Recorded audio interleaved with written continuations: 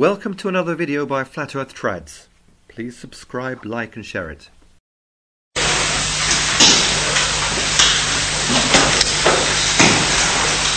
Chapter 9, the fifth trumpet, the preachers of the times approaching the Antichrist. That certainly includes our own time. Even if the Antichrist is not immediately imminent. I've just written he might be here in about 60 years. So he's not immediate. I think he might be about 60 years. Could be more, could be less. So, give or take 100 years, I think it's about accurate. So,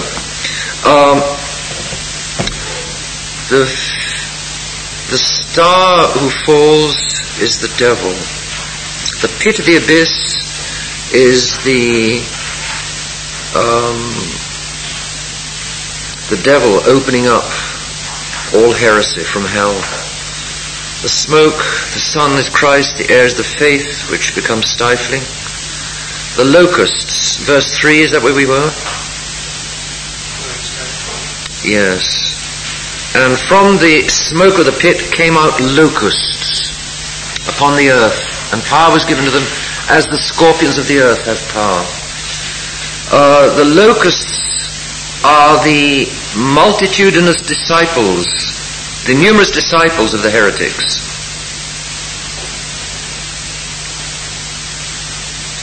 The numerous disciples of the heresiarchs.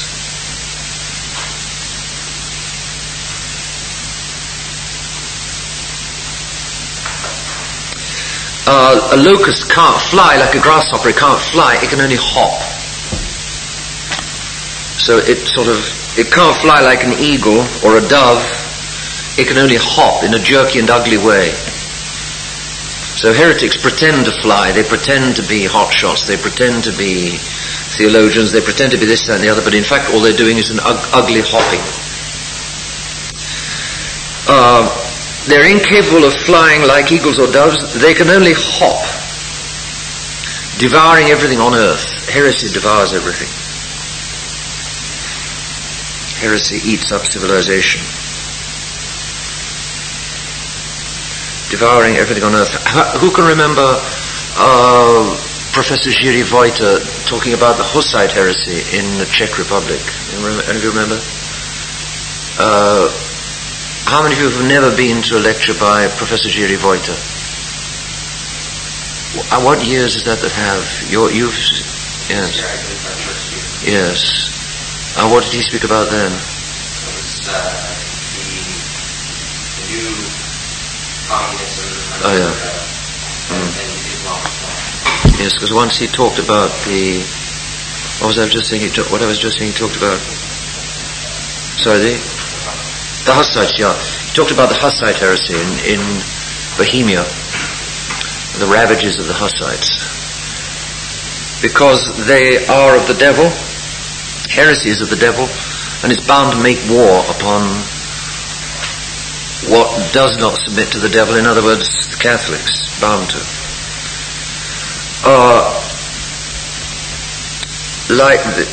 They devour everything on earth.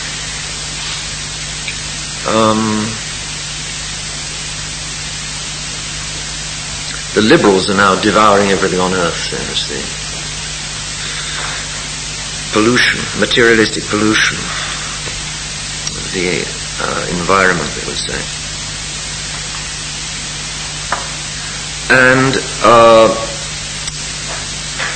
there was given to them power like scorpions of earth have power. Scorpions, you may know, how big is a scorpion? About that big, anybody? About that big, yes. A scorpion approaches smoothly, but then its sting is in its tail. The sting suddenly whips over its head, and the sting is in the tail.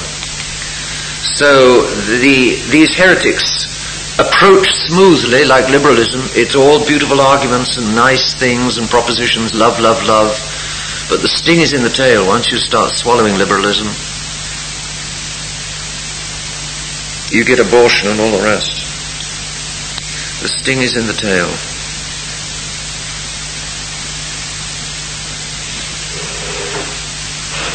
There was given power to them, obviously. It's God who gives them power to punish sinful men. Like Clinton's been given power to punish sinful America. And the order was it was commanded them that they should not hurt the grass of the earth, nor any green thing, nor any tree, but only the men who have not the sign of God on their foreheads. The grass, the plants, and the trees are the beginners, the progressors, and those who are perfect in the spiritual life.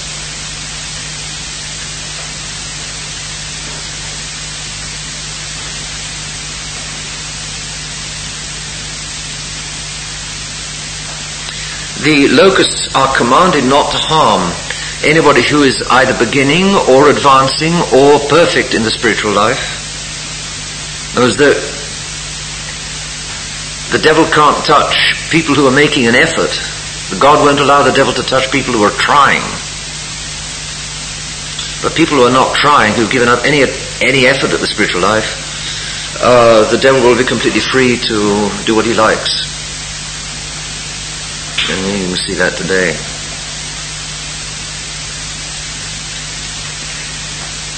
The mass of people who are blinded by their materialism and just apparently to going from one sin to the next until they will fall into hell. That's what many people today are living like. And God has given the devil power over them to do what he likes, virtually. Grass, plants, and trees are the beginners, progressors, and those perfect in the spiritual life. They should not hurt the grass of the earth, nor any green thing, nor any tree, but only the men who have not the sign of God on their foreheads. So you see, there's an example of this mystic sense of the apocalypse. When he says they mustn't harm X, but they may harm Y, or they may harm Y, but X, but they mustn't harm Y. Obviously, there's a contrast between X and Y. The second part of the contrast here is very clear. Only the men who have not the sign of God on their foreheads. That's obviously the sign of the cross. They may harm only the non-Christians. They may harm only the non-Christians. In which case, grass, green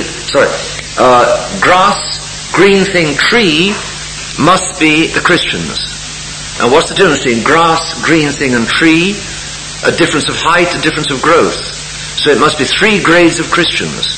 So it's not so arbitrary to say that it's the beginners, those advancing, and those perfect in the spiritual life. It comes out of the rest of the verse, really. And similarly with many of the other interpretations which you got in this from Dom Olio, it may look arbitrary, but there's reason behind it. If not from the immediate context, then from a comparable context. So, they can only harm those who have not got the sign of God on their foreheads. That is the sign of the cross or the Tor. Heretics may harm only those who repudiate Christ. The heretics may harm only those who repudiate Christ, who refuse the sign of the cross. Or the Tor, T-A-U. Where in Scripture do you have the Tor? Where in the Old Testament do you have the Tor prefiguring the cross? Who knows? Holden?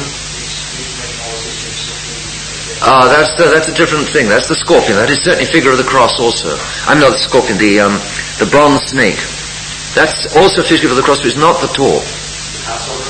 No. Getting warm. Getting warm. I called it Tor, but if you like, call it Tau. Ezekiel is right. Ezekiel is right. Yes, Jenkins, what chapter? About 9, I think. About 9. Which is about where he was looking. 9:4. Read it. The Lord said to him, go to the midst of the city, to the midst of Jerusalem, and mark Tau upon the forehead of the man that saw it. Yes. Tau in Greek is the letter T. Alpha, beta, gamma, delta, epsilon, zeta, eta, theta, iota, kappa, lambda, mu, nu, psi, omicron, pi, rho, sigma, Tau. Epsilon, phi, cap, psi, omega. That's the T, which is obviously the sign, which is obviously corresponds to the cross. And there's a prophet that receives that instruction. Yeah. Yes. And those who won't, how will those be punished who don't have the sign of the Tau on them? Go after them at those city and strike, but you're not right there and you so. Right, there you are then. Ezekiel 9 verse 4. Alright, Ezekiel 9 verse 4. So that's the sign, like the sign of the cross. And then of course the blood over the threshold at the first plague, the last plague, the 10th plague of Egypt. That'll be in Exodus. The house is marked with the blood of the lamb. The exterminating angel passes by. Same thing, same principle. And men marked with the sign of the cross, the devil will pass by, all things being equal, unless they misbehave and are asking for trouble. Those not marked with the sign of the cross, the devil can do as he likes with, virtually. Alright. Except those men, so the locusts are only allowed to harm those men who do not have the sign of God on their foreheads, and that's the sign of the cross, basically. So, 6. And there was given to them, 5 rather, it was given unto them that they should not kill them, but that they should torment them 5 months, and their torment was as the torment of a scorpion when he striketh a man. Has anybody bitten by a scorpion here? You have? Not very pleasant. How long do you feel the consequences? I don't recall exactly how long. It's been a while. Yeah. Where do you get stung? In the foot? Half an hour. Yes. And what, for half an hour, what is it? What? Burns. Burns. Extremely painful in that part, or is it throughout the frame? Oh no, just right. Just that part. But it's extremely, it's burn. Are there any, what kind of remedy you have to apply? Or what happens if you don't apply any remedy? It's not lethal, it's not a killer, but... In this case, they didn't have to apply any remedy. They're absolutely not harmed. They won't even make you sick. The ones that are into that. They're not heavy, they're not strong scorpions, so to speak. But there are those that... I believe there are some that can't. Yeah. They're in hot climates, they're not usually in warmer, in colder places, right? Yeah. Yeah. And do they creep up on people? Is that they creep up? This one was in the bottom of the sleeping bag. Oh boy.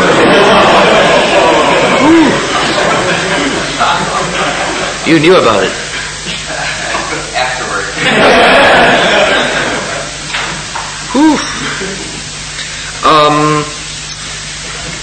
And it was given to them, to the locusts, not to kill the pagans, if you like, but they should torment them for 5 months. The 5 means through all 5 ages of human life.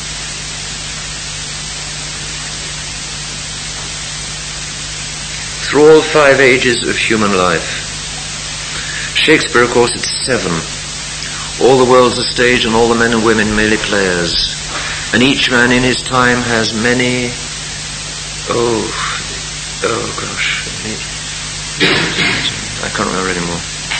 What play is that? Does anybody know? All the world's a stage? No. It's As You Like It. It's Jaques in As You Like It. That's 7 ages, but here it's 5. The 5 ages of man. And so,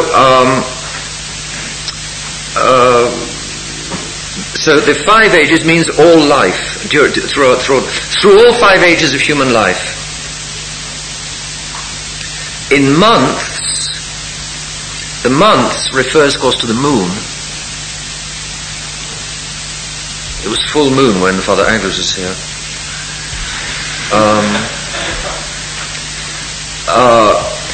months is a reference to the moon, and therefore in this sublunary fleeting world, in Latin, sublunary means beneath the moon. When you talk about this sublunary world, you're talking about the world beneath the moon. In this sublunary fleeting world, so they're allowed to hurt men for all 5 ages of their life beneath the moon in this sublunary fleeting world. The heretics and their disciples are allowed to torment the just. Oh, one moment. Oh, yes, I see. They're not allowed to kill the just. I'm sorry. They're not allowed to. 5 is they're not allowed to kill the just. But only the men who have not the sign of God in their foreheads. It was given unto them, they should not kill them, but that they should torment the 5 months. And the torment was, it's here he's saying that it's the, well, there doesn't, I'm not sure whether it's the just or the unjust that they're allowed to torment. They're not allowed to kill the just. It would make sense if they're not allowed to kill, but they're allowed to torment. That would make sense of the just, because the just do get tormented, obviously.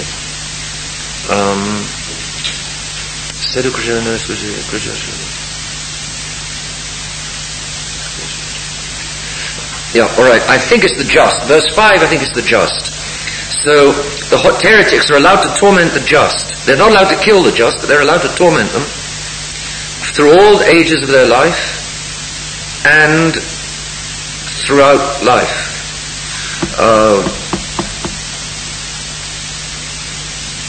In this,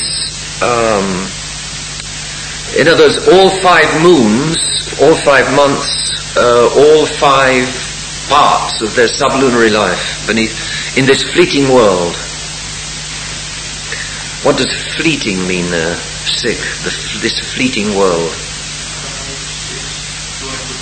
Passing by, yes. Passing by. Fleet of foot means swift of foot. Fleet-footed. It's an old English word, I think. You don't hear it today in that sense. And their torment was like the torment of a scorpion when it strikes a man. Very sharp and very painful. 6. And in those days men shall seek death and shall not find it, and they shall desire to die, and death shall fly from them. Death will be desired as a way out. We're talking about the age approaching the age approaching the Antichrist. Men will seek death as a way out, but God, they will not find death. God will not allow them to die. God will make the trial last. God will make the trial last. Death will flee from them. Who recently remembers anybody that sought death and tried everything to encounter death, and death wouldn't come to meet him? Flying Dutchman, yes, amongst other things, yeah. The Flying Dutchman.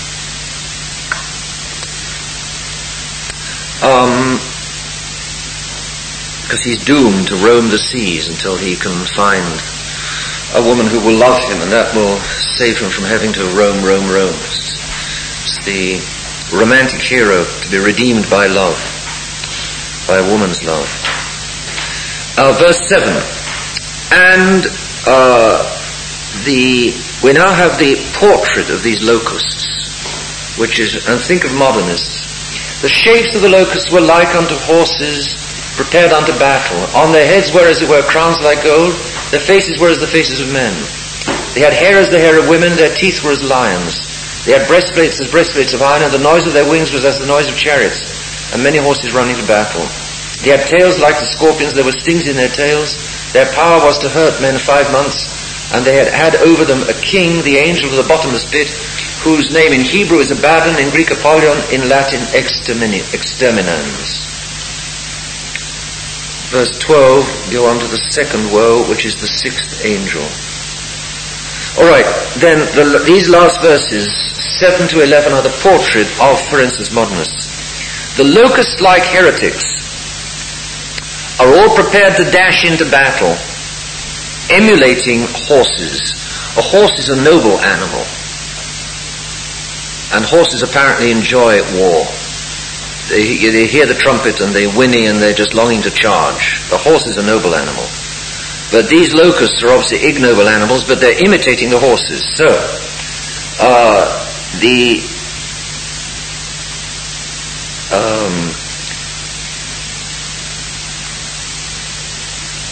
the shapes of the locusts, the appearances of the locusts were like unto horses prepared unto battle. They were like horses prepared for battle. The appearances of the locusts were like horses prepared for battle.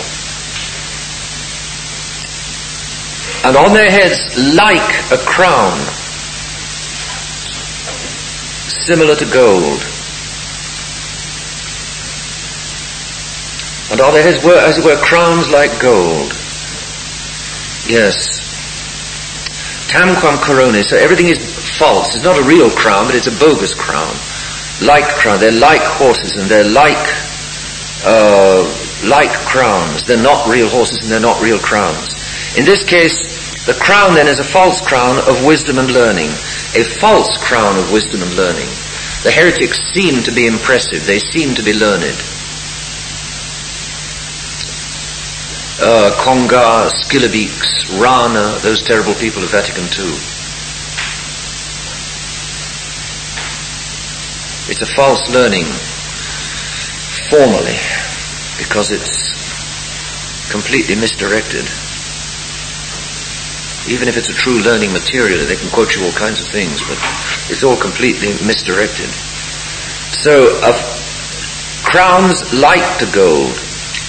Then obviously it looks as though it's the wisdom and learning of true charity, but it isn't. And their faces were like the faces of men. Again, tamquam facies honum. Their faces were like the faces of men. With human-looking faces, with a false crown of wisdom and learning, or with a crown of false wisdom and learning, and with human-looking faces. That's the false humanitarianism of the liberals. We're sweet, we're nice, but every Saturday morning off we go down to the orchard to slaughter our innocents. And then come back feeling good about it, because we've helped to keep down world population. False humanitarianism. Faces looking like human faces. Make a good exam question. Draw a portrait of the modernist from chapter 9 of the... Can I just, warn you?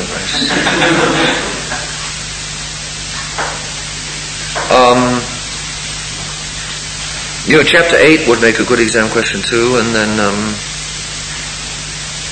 3 and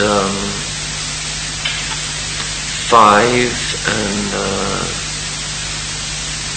7 and 2.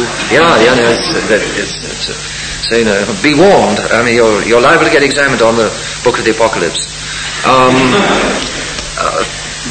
Human-looking faces, false humanitarianism. That's absolutely today.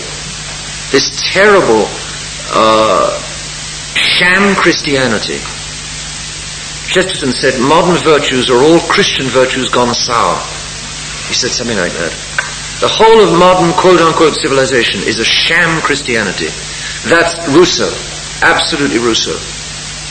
Liberate people from the gospel while enabling them to pretend to themselves and others that they're still leading the life of the gospel. In other words, easing people down from the demands of Christian living while enabling them to think that they're still living Christian living. Clinton going to church on Sundays. I mean, it's getting photographed with the Bible under his arm. I mean, it's so ridiculous. Absolutely ridiculous. And then racing back to the White House in order and the people are so stupid that they seemingly can't see through it. Or if they do see through it, they don't care. They just don't care. It doesn't matter if Clinton is an utter religious hypocrite and sham, just as long as he keeps delivering the goodies. Because the villains have so organized things that they're making it look as though Clinton is delivering the goodies. I don't think he really is, but they're arranging the delivering the goodies under him. Whereas if you had somebody going in the opposite direction from Clinton, the villains would never allow the economy to prosper under somebody who was going in the opposite direction. The whole system is in the hands of villains, and the people are too dumb to see it. They don't want to see it. They do not want to see it. They want to continue in their great dream, in their great illusion. The world, the flesh, and the devil. So, verse 8. They had hair as the hair of women, and their teeth were as lions. They had breastplates as breastplates of lions, and the noise of their wings was as the noise of chariots. So, the womanish hair beneath their crowns is their effeminate soft thoughts. Effeminate soft thoughts. The whole suburban industrial way of life is soft.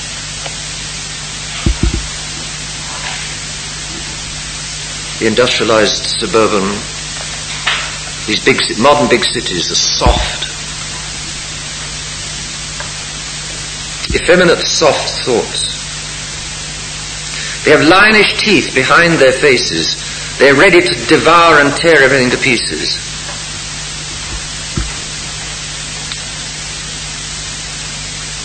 There's a great death wish at work in today's society. Malcolm Muggeridge is very good on that subject. The great liberal death wish, he calls it. The great liberal death wish. Who can give me an example of the death wish showing itself today? Abortion, obviously. Where else? Kevorkian is an obvious example, yes. Suicides, it's something more subtle than that. Those are all fairly obvious, the death wish. Yes, that's a little more disguised. But that's it, the death wish, yes, the refusal of life. But there's more, it's deeper than that. It's deeper and broader than that in body. An instinct of death.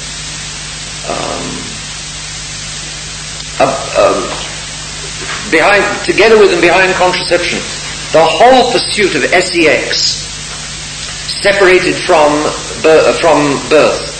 Because, of course, the Lord God joined.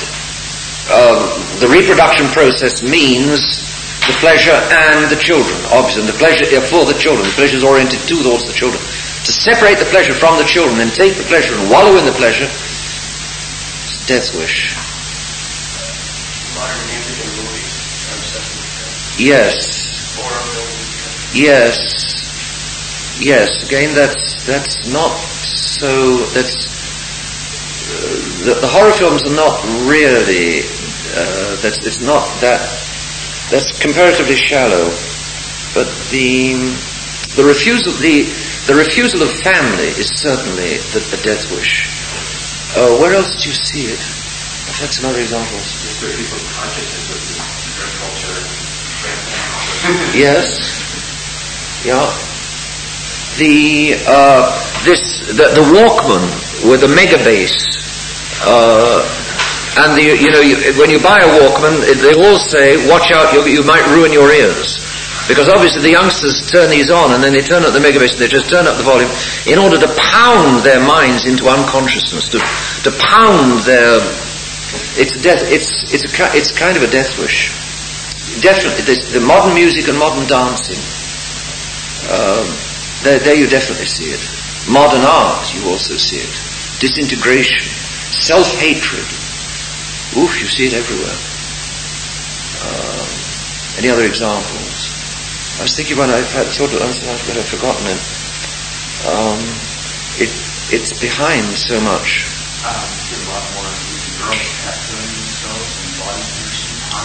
Yes, that's all sort of the destruction of beauty, which is the same thing. The destruction of beauty. Making oneself look ugly. Definitely the reaction of youth, the revolt of youth, is the death wish coming to the surface. This suburban industrial way of life gives the youth nothing to believe in, it gives them nothing to live for. It makes no sense of life. The adults have got used to it, the adults have accepted, but the youth haven't yet accepted. So the youth are still They're still protesting. Punk, the kind of thing. That's all. They want to be given, these poor youngsters want to be given a reason to live. Of course, you give them a reason, what's the first thing they'll do if you give them a reason to live? The first thing they'll do is try to tear it to pieces, because they'll assume that whatever you're trying to sell them is bogus, because what 99 people out of 100 are trying to sell them is bogus. In other words, it's got nothing to do with a purpose in life. All it's got to do with filling someone else's pocket. So if you come along and tell them, well, now this is what life is about, they'll try to tear you to pieces as well. But behind, they're listening, they're looking, until the moment when they compromise and settle for the fat, cozy, sleepy, industrial suburban way of life, until the moment where they settle into that, they buy that. Out of despair they buy it. Until that moment they are still looking, though they don't always seem to be. I saw an article, somebody put an article in my local recently about punk rock. Somebody made a documentary film recently in California about punk rockers. I forget what it's called. Civilization 3, I think it's called. It's a documentary. And it documents these sad youngsters who are quite articulate about why they're doing this, and hair in orange and green spikes and so on. And it's an appeal for help. Like you've heard me say before, rock music is an appeal for help. It's a scream for help, but nobody listens.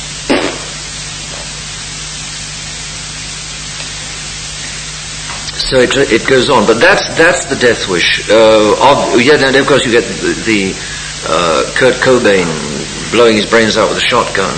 There you see the death wish, actually in action. But the rock musicians, what they're doing, rock musicians are in it's a two-way traffic with a rock audience, and the rock musicians are acting out what's going on inside the souls of the rock audience. Plenty of the rock audience will never blow their brains out. Plenty of them will go on and become happy suburban industrialists or industrialized suburbans. But happy, quote unquote. Until they do that, they all have to, quote unquote, go through that stage, right? All the others, they go through that stage, and then they will get wise, and they'll become industrialized suburbans just like ourselves, right? But behind both those adults and those rockers is a great death wish. Why do they wish death? Why do they wish death?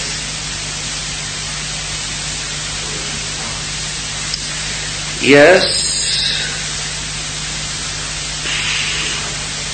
they're refusing life. More so refusing this picture of life that the industrialized urbanized society kind of puts on. Yes.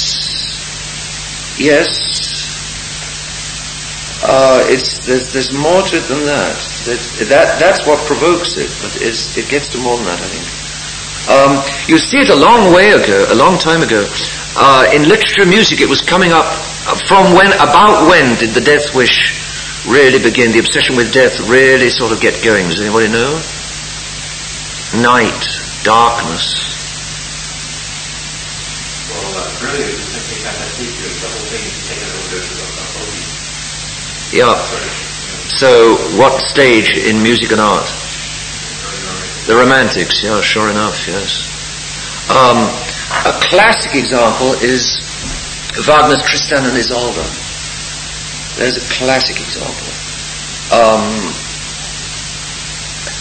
The love, by now it's the absolute glorification of love between man and woman, which can only find its fulfillment in death. There's no way it can be fulfilled in this life. And so you get the glamorization of death and the glamorization of night. You may have heard me say before, but fiat nox, let there be night. That's a cry of our time. Fiat nox, let there be night. In German, es werde Nacht.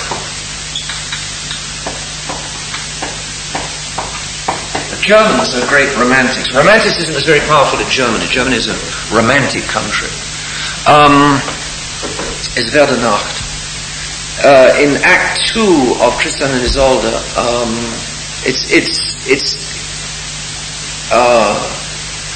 instead of fiat lux, let there be light, it's fiat nox, let there be night.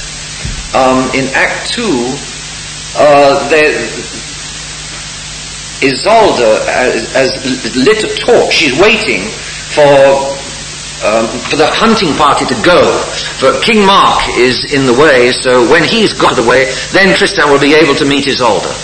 And the sign for Tristan to come is when she will put out the torch. When she will put out the torch. And so in the music, it's brilliantly done. It's very brilliant. It's brilliantly done. The music builds up to the point where she cries out, Es werde Nacht, let it be night. Then she will put out the torch, then Tristan will come in, and then this night affair will go on. This affair of night. And they will talk about the night. And the day is just dreams, the day is illusions, the day is falsehood. Truth is in the night. It's terrible.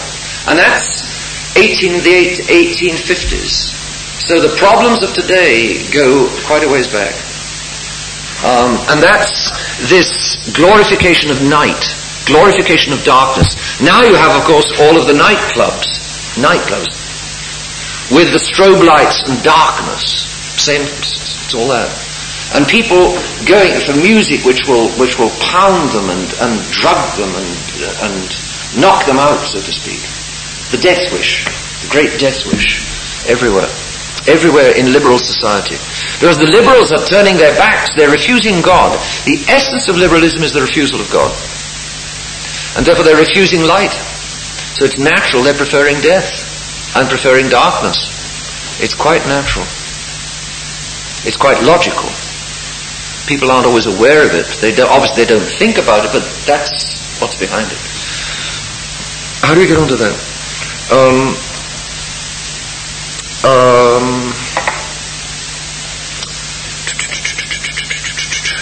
The soft, effeminate thoughts, and yet lionish teeth, tearing things to pieces.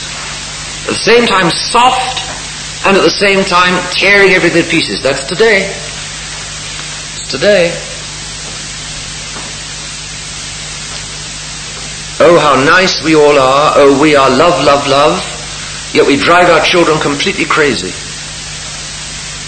We drive our children to despair. We drive, well, quasi not wanting to, not meaning to, not wanting to. But because there's such a lack of true wisdom, because there's such a lack of what life is really about, which is God. There's such a lack of God that the kids are just gasping. The kids who are made by God, for God, and who are given no inkling of God. It is forbidden in their schools even to mention Him. They're going crazy. They're going absolutely crazy. And so these adults who pretend to be so sweet, so soft, so nice, so compassionate, so caring, so sharing, they are criminals, shredding their own children. Unbelievable. But it's all around us, so it's pretty believable. Ab esse ad posse valet illatio. Ab esse ad posse valet illatio. We hope that you enjoyed this video. Please don't forget to subscribe, like and share.